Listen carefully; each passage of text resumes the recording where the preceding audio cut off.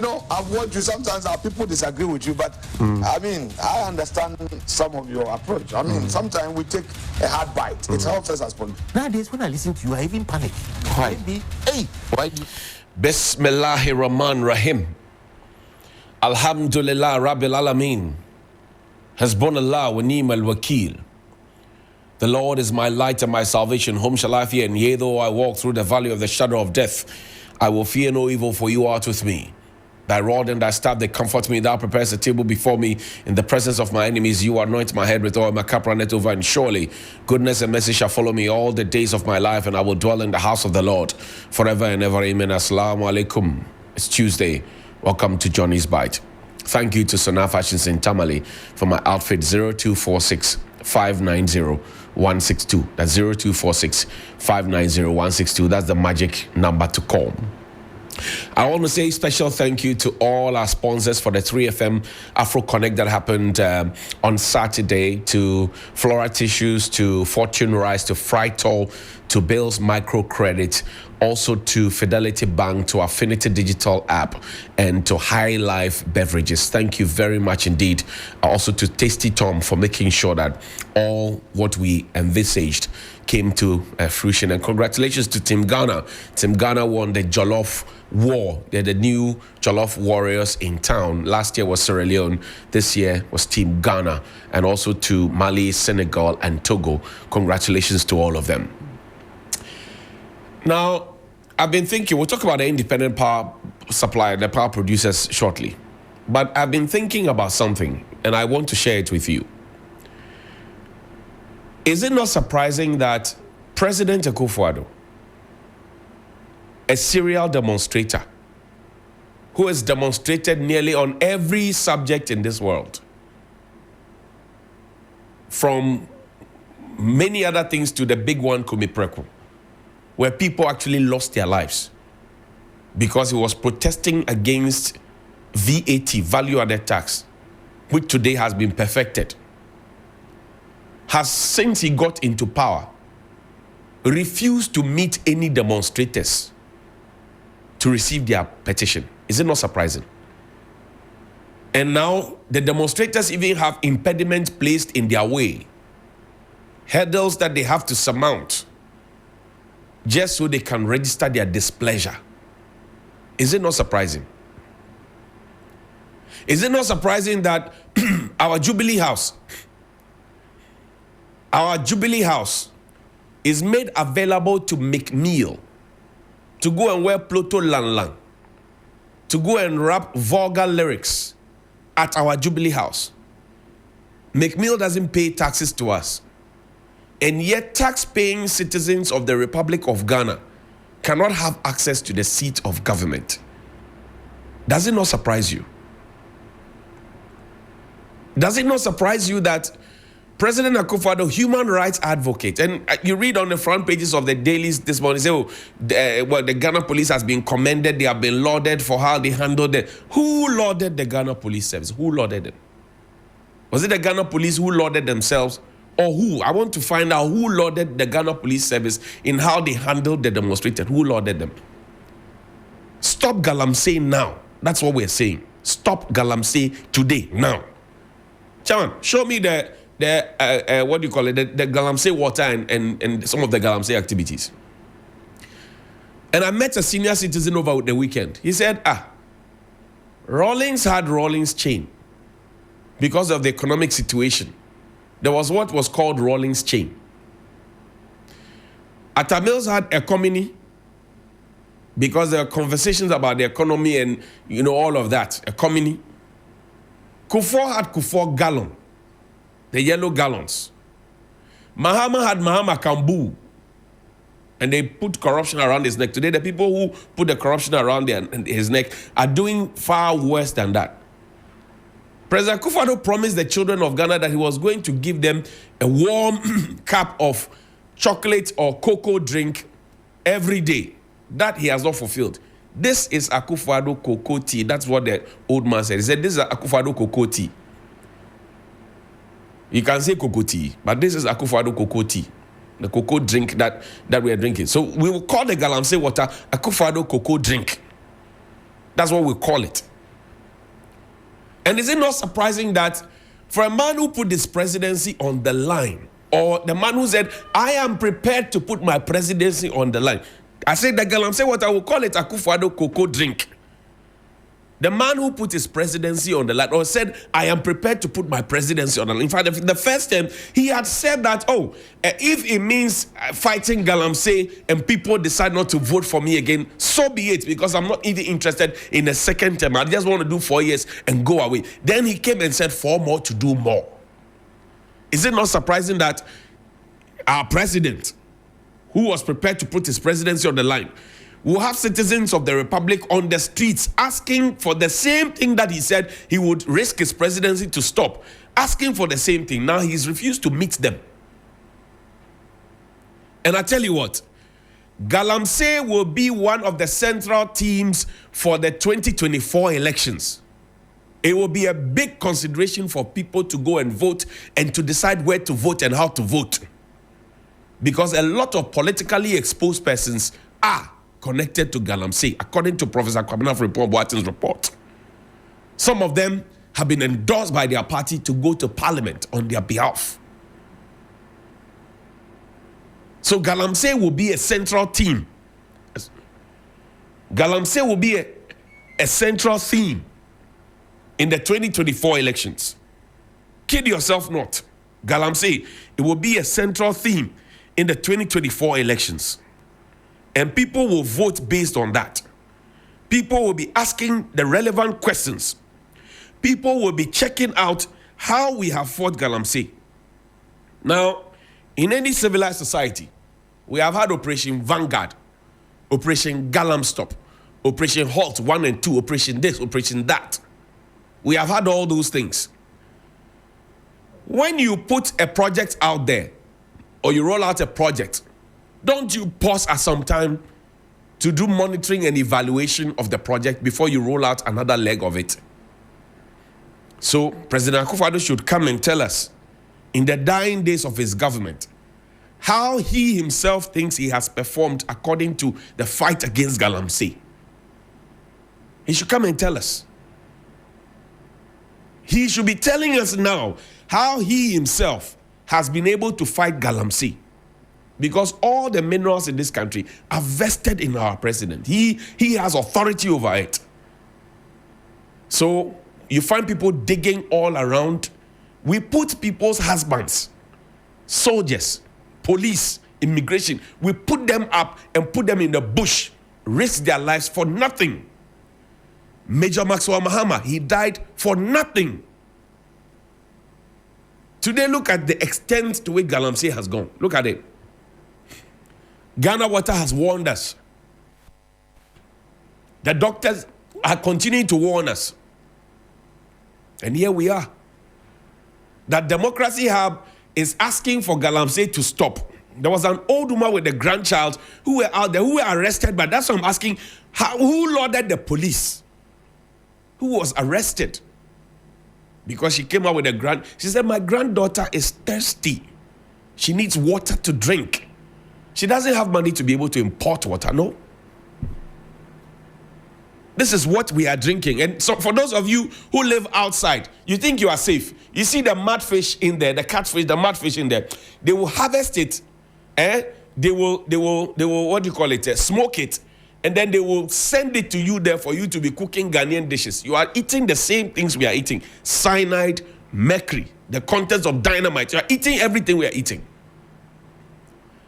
Galamsey must stop now. This Akufo-Addo cocoa drink must end now.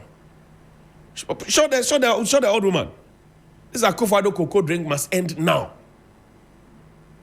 It must end. We must stop it. At her age, she shouldn't be on the street. At her age, she should be chilling with her grandchildren. She has an Akufo-Addo cocoa drink. What is the difference between this and any cocoa beverage you have seen anywhere? Show me. This is Akufo-Addo cocoa drink.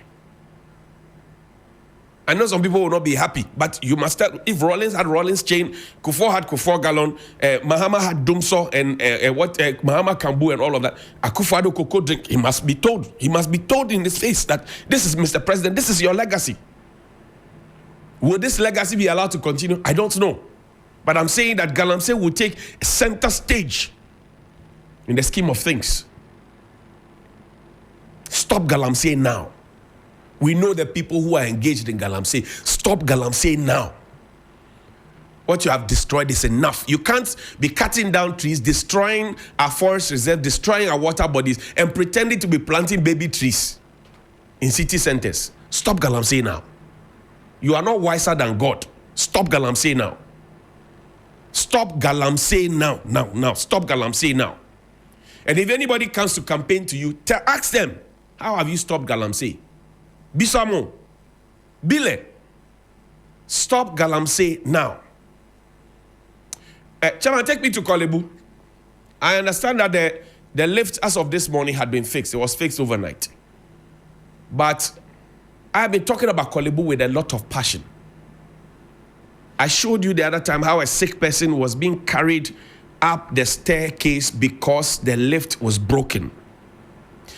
The Doctors Association of Kolebu, they have written to say, keep the engineers there 24 hours, 7 days a week, so that patients and the doctors and nurses and everybody else providing service and receiving some service will be safe.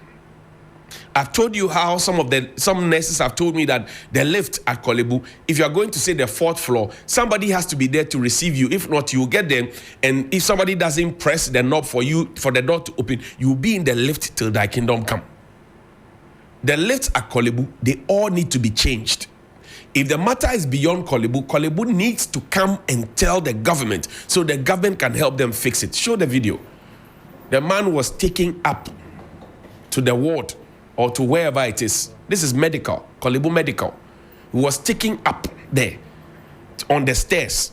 He has died and they are carrying him down the stairs. Kolebu is 100 years old. The man was carried up on the stairs. He has died. He is being carried down on the stairs. This is the last respect we chose to give the man. So disrespectful, so inhumane. And it is happening at our biggest hospital in the country, Kolebu. These things, you can't wish them away with PR and explanations. This is so undignifying. This is so disrespectful. This is so undignifying, so disrespectful. So disrespectful.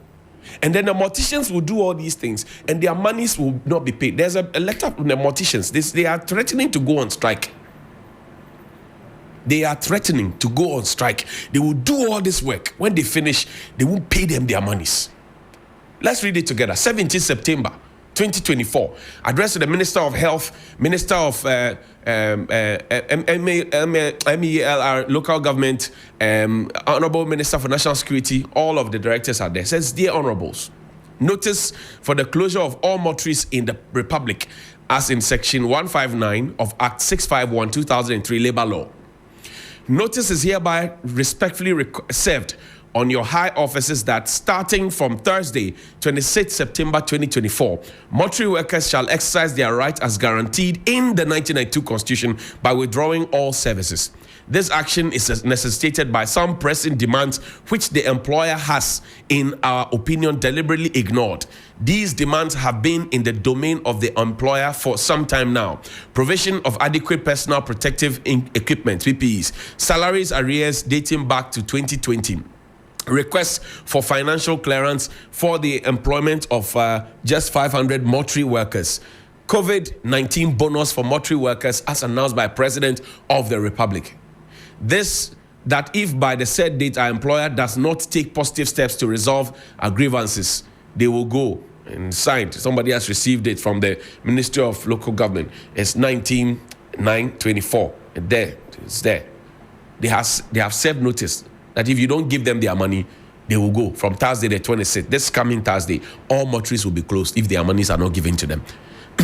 And we are still talking about COVID bonus for mortuary workers. The COVID money that we chopped and we gave to party people who came themselves to come and say how much they got and what they used it for. The COVID money that was meant for the people who actually did frontline work. They have still not been paid their money, but Sikano the monies that were meant for the morticians, mortuary workers, who were at the forefront. We saw how they buried people, how they risked their lives, all with the infections and everything. We saw it. Monies that were meant for them has been chopped, and yet they have not gotten the money. They say now they are demanding their pound of flesh. So where did the money go? Those monies, who chop them? Who spends the COVID monies? Who? Because these are monies meant for them. So who chopped the money? Who chopped the money? The height of perfidy. The height of perfidy, even in COVID, in a pandemic. The height of perfidy, even in COVID, the pandemic. Everybody was scared for their lives. We were all scared. People were profiteering of COVID and chopping COVID money. They say their monies have not been given to them. 2020. They are asking for their bonuses. They don't. PPEs. We made a whole lot of noise about PPEs. PPE. We procure PPE. They say they don't have PPEs. Now they are asking for extra hands. We won't give them. So what do we want them to do? COVID-19 bonus, not given to them. We are still taking COVID-19 levy today. Or if you like go to the supermarket and buy something, they will tell you COVID levy right now. So where does the money go? Who they chop the money? Who is spending the COVID-19 money? Who? We are the only country in the whole world that still takes COVID-19 levy. The pandemic is gone. WHO says there's no pandemic. We still take money for it. Hey, it's a miracle. Take me to the IPPs. Show me. The IPPs are not also happy. They are also not happy. And lately, the lights have been going off low-key. It is not doom, sir. I don't know if it's still doom CSA or doom or doom da or doom kwan. But this is the IPP. 16th of August 2024. Received by the Ministry of Finance on the 16th of August 2024. ECG MD's office also received it on the 16th of August 2024. I read it to you. Dear Honorable Minister, Mr. Dr. Mohammed Amin Adam, Minister of Finance, says urgent request for a meeting between the Honorable Minister for Finance and the Independent Power Generators Ghana. We write to express our deep concern regarding the delays in obtaining governmental approvals for the PPA's restructuring documents.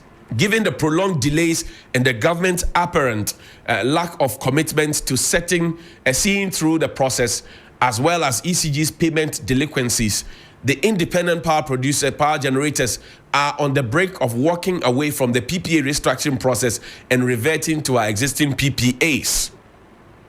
This current situation is extremely disappointing as the IPGs played a major role in working with the government to support its necessary restructuring of the country's indebtedness in order to qualify for the IMF loans. Not only did many of the IPGs agree to a haircut on the arrears owed to them, and at the time, the IPGs agreed to defer a significant portion of future payments to enable the government to recover under the IMF program. Despite the economic hardship this caused the IPGs, we agreed to this structure to ensure the IPGs would receive constant payments to cover operations and debt obligations. We are hardly a year removed from shaking hands on this new arrangement, and ECG is already materially in default to the payment amount of 1.4 billion cedis. As you can imagine, we feel highly betrayed by the situation we find ourselves today. We are in dire straits as Government of Ghana and ECG have not fulfilled their end of the bargain. If the current situation continues, the IPGs will be left with no option but to exercise their rights under their respective contracts and to discontinue any unfulfilled negotiations. At this point, we cannot guarantee any cooperation moving forward, nor can we guarantee the continued reliable supply of electricity beyond August 30, 2024. That's why you see your light doing press up. We are deeply concerned that without your immediate intervention, Ghana could face significant power outages. We respectfully, as a matter of urgency, demand an appointment to meet with you to discuss and resolve these critical issues. This meeting must occur at the earliest convenience opportunity next week, as any further delay could be catastrophic for the nation's power supply stability. We kindly request that you confirm your availability for this meeting at your soonest convenience. That's signed by Independent Power Togbi Akpede, the 16th, Togbi Akpede, the 14th, sorry. He's the chairman of the IPG Ghana, to the Honorable Minister for Energy and the Managing Director, ECG. So essentially what they are saying is that they are owed. They have not been paid. They agreed to something and that thing is not happening. They took a haircut. It has affected them.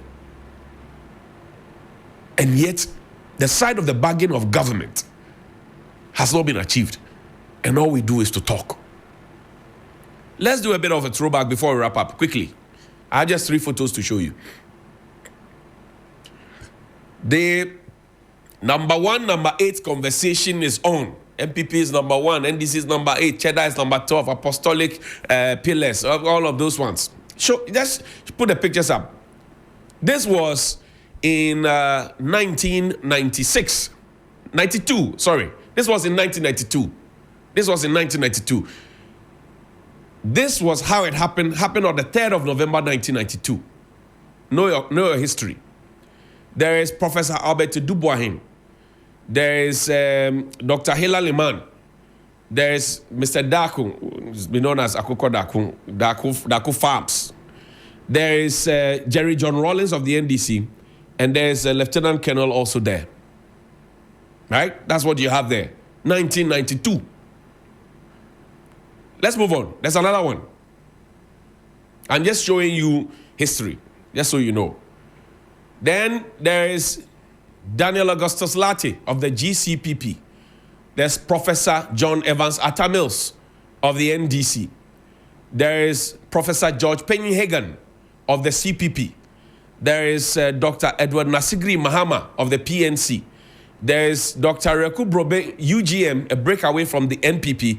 There's a Reform Party, Gusi Tando, a breakaway from the NDC. And there's John Ajekum Kufuor. In that election, the 2000 election, John Kufuor, who was at the bottom, won. In the previous one I showed you, Jerry Rawlings, who was last but one, won. Now let's come to the current day. The current day has Dr. Mahmoud Baumia there, Dr. Latte, Mr. Latte there for GCPP, Ekia Donko there for DFP, there's Gum, there's Kofi Akpalu of LPG, Mohamed Frimpong of the NDP, there's Akusia Sabonkumakuma Nana of the CPP, John Mahama of the NDC, Hassan Ayarega of the APC, Kofi Cranting, independent candidate, there's George Chum Berima, independent candidates, there's Cheddar, independent candidate, and Alan Chermanting. So this is, I just thought I should show you this. Whatever you do with the permutations and the calculations, that's your own problem. At the end of the day, you only have one vote. And that one vote will count. And I'm still saying good morning to my friends. Let my vote count. And Samir Uku, the things that they said then. And you hear talked about we will not allow anybody to grandstand the Electoral Commission. The Electoral Commission still has not told us whether or not they are going to do the forensic audit of the voter register. We are less than 80 days to the big election. They have still not told us whether we are going to have the forensic audit or not. Because as we speak technically, we don't have a register. As we speak technically, we don't as a country have a register. But you see, politicians, they say one thing today and say another today. I want to play an interesting video for you. MP for Asin Central, right? Kennedy Ejapong. He's a right-hand man to Dr. Baumia now on the campaign. When he was aiming to become flag bearer of the NPP, this was what he said. Listen to him. In 2024 election, NPP lost that election in 2022. I repeat, election 2024, NPP for we lost the election in 2022. Why? Emre you know, a businessman, all the way to tomato seller, Esikashi, Ghana for Muwagin. Emre middle class for atop bonds, Emu Musikashi, Yadiko 15 years, Oma from Wagon. I'm not pension for Esikashi, Oma from Wagon. Anytime be our minum bed now. Dana for you, Wagon is your Mon Casaro. No, ma from Wagon. So that's Kennedy Japan. This was what he said then when he was looking for power.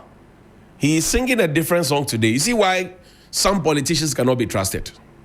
I leave it to your good judgment. Please call me 055-924-2717 and 055-691-0154. Good morning. Good morning, my brother. Peter T. Yes, I was. Talk to me. Yeah, thank you very much.